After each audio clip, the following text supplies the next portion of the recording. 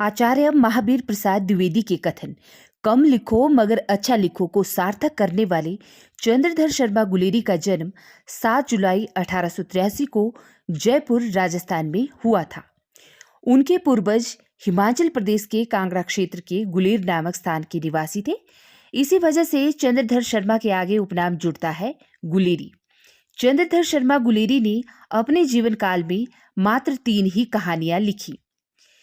उनकी कहानियों में सुखमय जीवन 1911, बुद्धू का कांटा 1911 से 1915 के बीच और उसने कहा था 1915, ये तीनों कहानियां उनका प्रामाणिक संसार है। इसके अलावा सुखमय जीवन, जिसका वाचन मैं आज करूंगी, इसका प्रकाशन हुआ था भारत मित्र पत्र में 1911 ईस्वी में। इस कहानी में गुलेरी जी ने जीवन को सही तरीके से जीने और खुश रहने का संदेश दिया है। जीवन की सच्ची खुशियां, जीवन में संतोष और संतुलन किस तरह से लाया जा सकता है, ये सब बातें हमें यह कहानी सिखाती है। तो आइए इस कहानी की कथा वस्तु को सुनते हैं और सीख लेते हैं। परीक्षा देने के पीछे और उसके फल निकलने के पहले का दिन किस बुरी तरह बीतता है, यह उन्हीं को मालूम होता है जिन्हें उन्हें गिनने का अनुभव हुआ है। सुबह उठते ही परीक्षा से आज तक कितने दिन गए, यह गिनते हैं और फिर कहावती 8 हफ्ते में कितने दिन घटते हैं, यह गिनते हैं। कभी कभी उन 8 हफ्तों पर कितने दिन चढ़ गए, यह भी गिनना पड़ता है। खाने बैठे हैं और डाकिये के पैर की आहट आई, कलेजा मुंह को आया। मोहल्ले में तार का चपरासी आया कि हाथ पांव कांपने लगे। न जागते चैन न सोते। सपने में भी यह दिखता है कि परीक्षक साहब एक 8 हफ्ते की लंबी छुरी लेकर छाती पर बैठे हुए हैं। मेरा भी बुरा हाल था। LLB का फल अब की और भी देर से निकलने को था। न मालूम क्या हो गया था, या तो कोई परीक्षक मर गया था या उसको प्लेग हो गया था। उसके पर्चे किसी दूसरे के पास भेजे जाने को थे। बार बार यही सोचता था कि प्रश्न पत्रों की जांच किए पीछे सारे परीक्षकों और रजिस्ट्रारों को भले ही प्लेग हो जाए, अभी तो 2 हफ्ते माफ करें, नहीं तो परीक्षा के पहले ही उन सबको प्लेग क्यों ना हो गया। रात भर नींद नहीं आई थी, सिर घूम रहा था। अखबार पढ़ने बैठा कि देखता क्या हूं कि लिनोटाइप की मशीन ने 4-5 पंक्तियां उल्टी छाप दी हैं। बस अब नहीं सहा गया। सोचा कि घर से निकल चलो, बाहर ही कुछ जी बहलेगा। लोहे का घोड़ा उठाया कि चल दिए। 3-4 मील जाने पर शांति मिली। हरे हरे खेतों की हवा, कहीं पर चिड़ियों की चहचह और कहीं कुओं पर खेतों को सींचते हुए किसानों का सुरीला गाना, कहीं देवदार के पत्तों की सोंधी बास और कहीं उनमें हवा कासी सीसी करके बजना, सबने मेरे परीक्षा के भूत की सवारी को हटा दिया। अब बाइसिकल भी गजब की चीज है, न दाना मांगे न पानी, चलाए जाइए जहां तक पैरों में दम हो।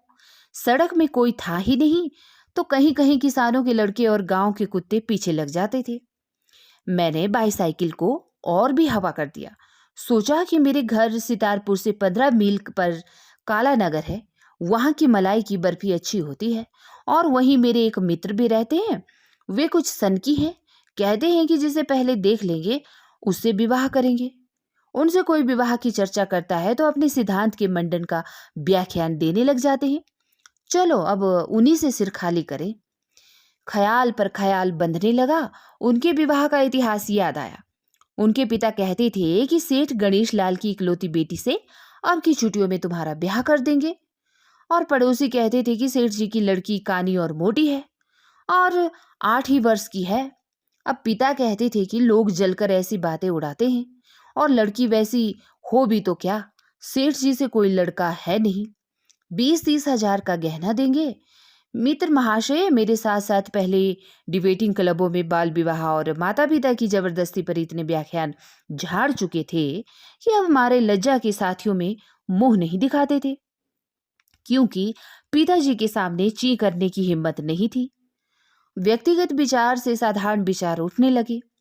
हिंदू समाज ही इतना सड़ा हुआ है कि हमारे सद्विचार एक तरह के पशु हैं जिनकी बलि माता पिता की जिद है और हठ की बेदी पर चढ़ाई जाती है। अब भारत का उद्धार तब नहीं हो सकता। फिस, एकदम अर्श से फर्श पर गिर पड़े। बाइसिकल की फूंक निकल गई, कभी गाड़ी नाव पर, कभी नाव गाड़ी पर। अब पंप साथ नहीं था और नीचे देखा तो जान पड़ा कि गांव के लड़कों ने सड़क पर ही कांटों की बाढ़ लगाई है। उन्हें भी 2 गालियां दी, पर उससे तो पंक्चर सुधरा नहीं। कहाँ तो भारत का उद्धार हो रहा था और कहाँ अब काला नगर तक इस चरखे को खींच ले जाने की आपत्ति से कोई निस्तार नहीं दिखता। पास के मील के पत्थर पर देखा कि काला नगर यहाँ से अभी भी 7 मील पर है। दूसरे पत्थर के आते आते में बेदम हो लिया था। धूप जेठ की और कंकरीली सड़क, जिसमें लदी हुई बैलगाड़ियों की मार से 6-6 इंच शक्कर की सी बारीक पीसी हुई सफेद मिट्टी बिछी हुई। अब काले पेटेंट लेकर के जूतों पर 1-1 इंच सफेद पॉलिश चढ़ गई। लाल मुंह को पोंछते पोंछते रुमाल भीग गया और मेरा सारा आकार सभ्य विद्वान का सा नहीं, वरन सड़क कूटने वाले मजदूर का सा हो गया। सवारियों के हम लोग इतने गुलाम हो गए हैं कि 2-3 मील चलते ही छठी का दूध याद आने लगता है। बाबूजी, क्या बाईसाइकिल में पंक्चर हो गया? एक तो चश्मा, उस पर रेत की तरह जमी हुई और उस पर ललाट से टपकती हुई पसीने की बूंदें। गर्मी की चिढ़ और काली रेत की सी लंबी सड़क। मैंने देखा ही नहीं था कि दोनों ओर क्या है। अब यह शब्द सुनते ही सिर उठाया तो देखा कि एक 16-17 वर्ष की कन्या सड़क के किनारे खड़ी है। हाँ, हवा निकल गई है और पंक्चर भी हो गया है। पंप मेरे पास है नहीं और काला नगर बहुत कुछ दूर तो है नहीं, पर अभी जा पहुंचता हूं। अंत का वाक्य मैंने केवल ऐंठ दिखाने के लिए कहा था। मेरा जी जानता था कि 5 मील 500 मील कैसे दिख रहे थे। अब इस सूरत से आप काला नगर क्या कलकत्ते पहुंच जाएंगे? जरा भीतर चलिए, कुछ जल पी लीजिए। आपकी जीभ सूखकर तालू से चिपक गई होगी।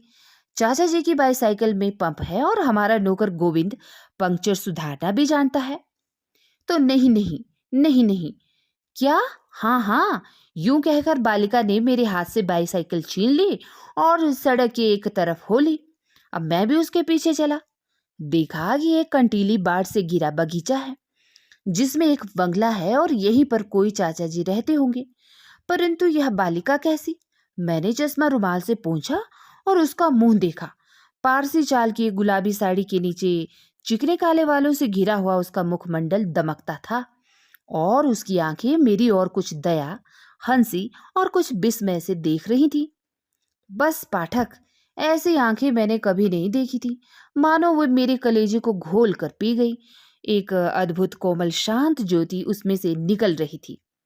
कभी एक तीर में मारा जाना सुना है, कभी एक निगाह में हृदय बेचना पड़ा है, कभी तारा मैत्रक और चक्षुमेत्र नाम आए हैं। मैंने एक सेकंड में सोचा और निश्चय कर लिया कि ऐसी सुंदर आंखें त्रिलोकी में न होंगी, और यदि किसी स्त्री की आंखों को प्रेम बुद्धि से कभी देखूंगा तो इन्हीं को। आप सितारपुर से आए हैं, आपका नाम क्या है? मैं जयदेव शरण वर्मा हूं।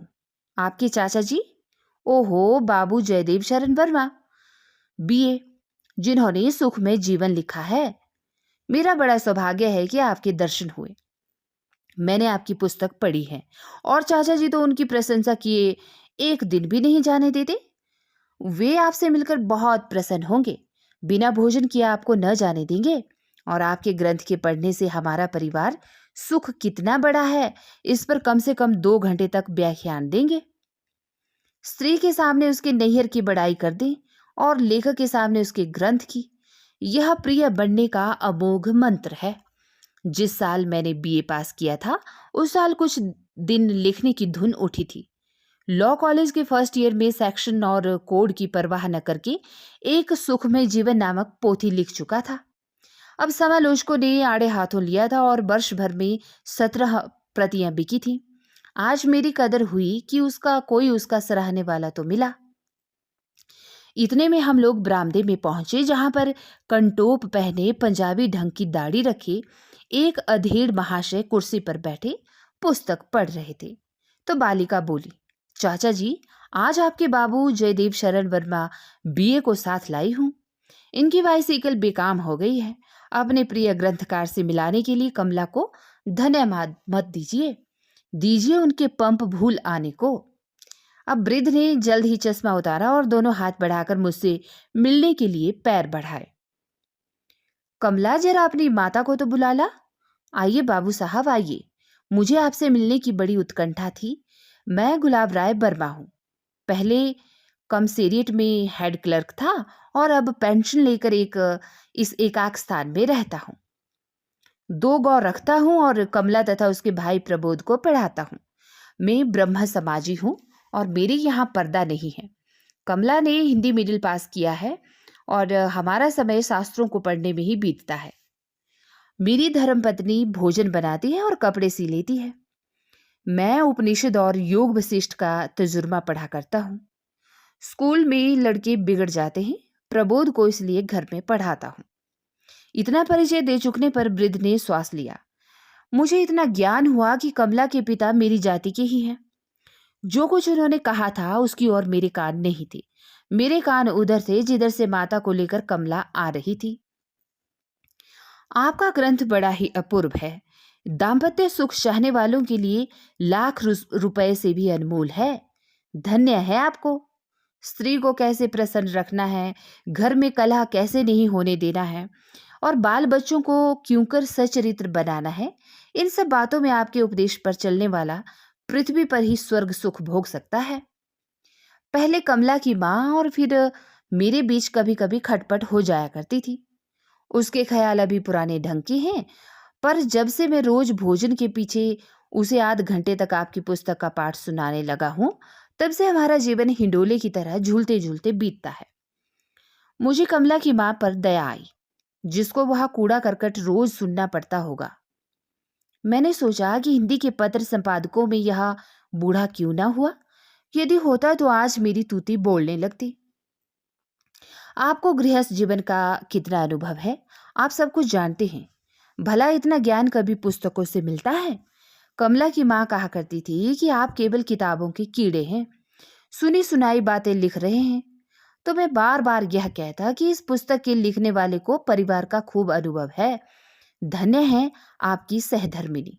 आपका और उसका जीवन कितने सुख से बीता होगा, और जिन बालकों के आप पिता हैं वे कैसे बड़भागी हैं कि सदा आपकी शिक्षा में रहते हैं। आप जैसे पिता का उदाहरण देखते हैं। कहावत है कि वैश्य अपनी अवस्था कम दिखाना चाहती है और साधु अपनी अवस्था अधिक दिखाना चाहता है। भला ग्रंथकार का पद इन दोनों में किसके समान है? मेरे मन में आया कि कह दूं कि अभी मेरा 25वां वर्ष चल रहा है। कहाँ का अनुभव और कहाँ का परिवार। फिर सोचा कि ऐसा कहने से मैं ही वृद्ध महाशय की निगाहों से उतर जाऊंगा और कमला की मां सच्ची हो जाएगी कि बिना अनुभव के छोकरे ने गृहस्थ के कर्तव्य धर्मों पर पुस्तक लिख मारी है।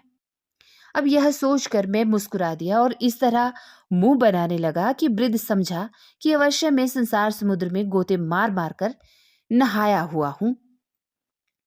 तो वृद्ध ने उस दिन मुझे जाने नहीं दिया। कमला की माता ने प्रीति के साथ भोजन कराया और कमला ने पान लगाकर दिया। न मुझे अब काला नगर की मलाई की बर्फ याद रही और न ही सन की मित्र की। चाचा जी की बातों में फी सैकड़े 70, सो मेरी पुस्तक और उसके रामबाण लाभों की प्रशंसा थी, जिसको सुनते सुनते मेरे कान दुख गए। फी सैकड़े 25 वह मेरी प्रशंसा और मेरे पति जीवन और पितृ जीवन की महिमा गा रहे थे। काम की बात 20वां हिस्सा थी, जिससे मालूम पड़ा कि अभी कमला का विवाह नहीं हुआ है। उसे अपने फूलों की क्यारी को संभालने का बड़ा प्रेम है।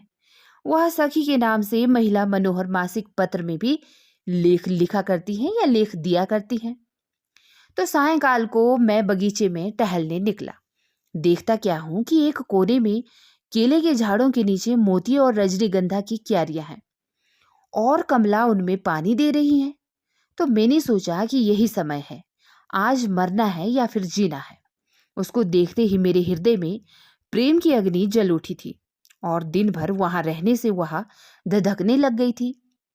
2 ही पहर में मैं बालक से युवा हो गया था और अंग्रेजी महाकाव्यों में, प्रेममय उपन्यासों में और कोर्स के संस्कृत नाटकों में जहां जहां प्रेमिक का वार्तालाप पड़ा था, वहां वहां के वाक्यों को खोज रहा था। पर यह निश्चय नहीं कर सका कि इतने थोड़े परिचय पर भी बात कैसे करनी चाहिए।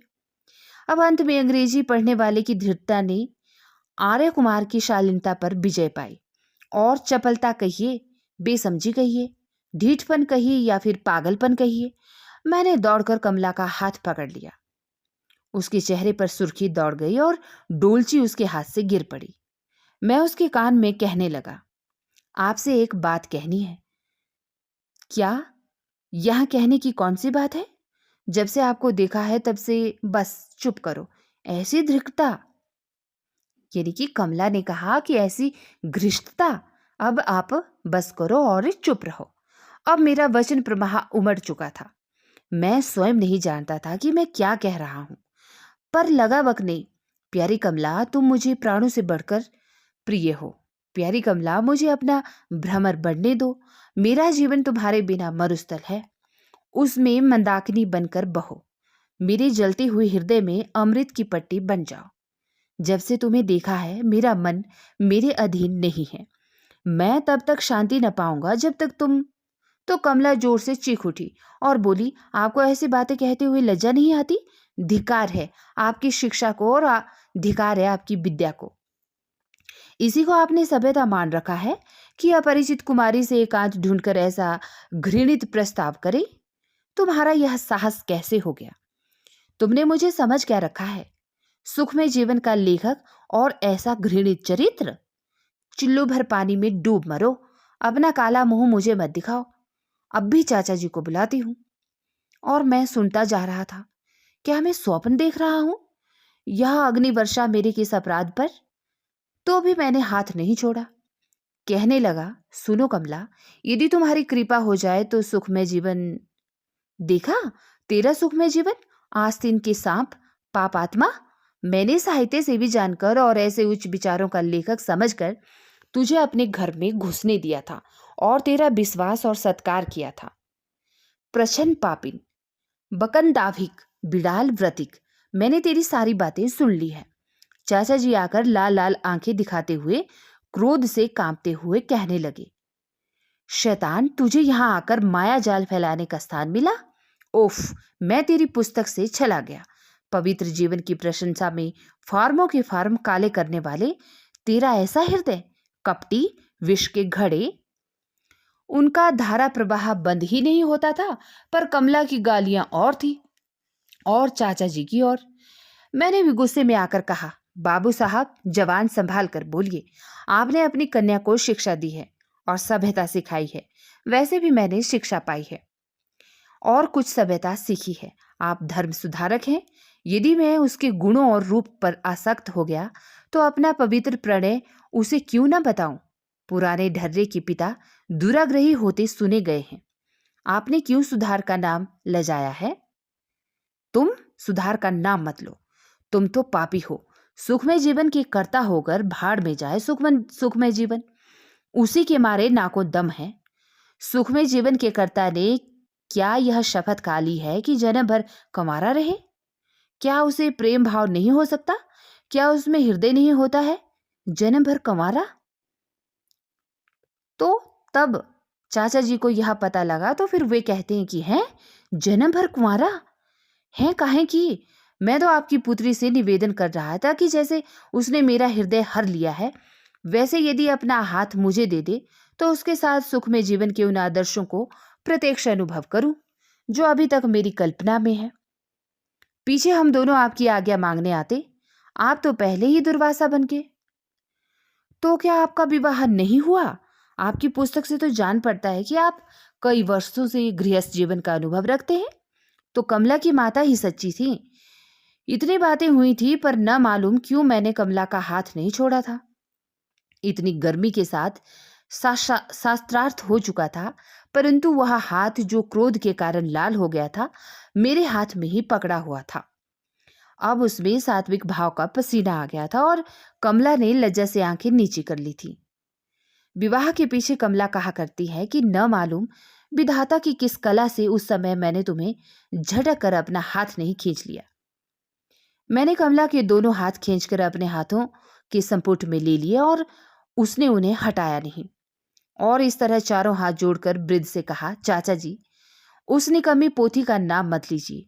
बेशक कमला की मां सच्ची है, पुरुषों की अपेक्षा स्त्रियां अधिक पहचान सकती हैं कि कौन अनुभव की बातें कर रहा है और कौन हाँक रहा है। आपकी आज्ञा हो तो कमला और मैं दोनों सच्चे सुखमय जीवन का आरंभ करें। 10 वर्ष पीछे मैं जो पोथी लिखूंगा उसमें किताबी बातें न होंगी, केवल अनुभव की बातें होंगी। वृद्ध ने जेब से रुमाल निकालकर चश्मा पोंछा और अपनी आंखें पोंछी।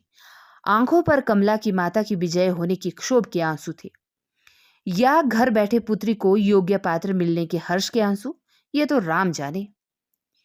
उन्होंने मुस्कुराकर कमला से कहा, दोनों मेरे पीछे पीछे चले आओ। कमला, तेरी माँ ही सच कहती थी। वृद्ध बंगले की ओर चलने लगे और उनकी पीठ फिरते ही कमला ने आंखें मूंदकर मेरे कंधे पर सिर रख लिया। तो यह थी कहानी सुखमय जीवन।